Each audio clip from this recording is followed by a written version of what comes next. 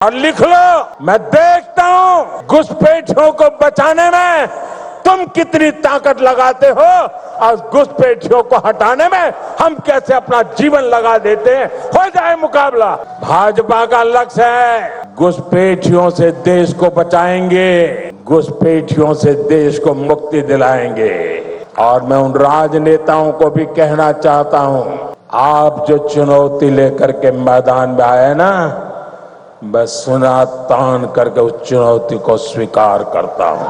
और लिख लो, मैं देखता हूं घुसपैठियों को बचाने में तुम कितनी ताकत लगाते हो और घुसपैठियों को हटाने में हम कैसे अपना जीवन लगा देते हैं। हो जाए मुकाबला। आज कांग्रेस देश विरोधियों की, घुसपैठियों की भी बहुत बड़ी रक्षक बन चुकी है। कांग्रेस जब सत्ता में थी तो घुसपैठ को बढ़ावा देती थी और कांग्रेस चाहती है कि घुसपैठिए हमेशा के लिए भारत में ही बस जाए और भारत का भविष्य घुसपैठिए तय करे।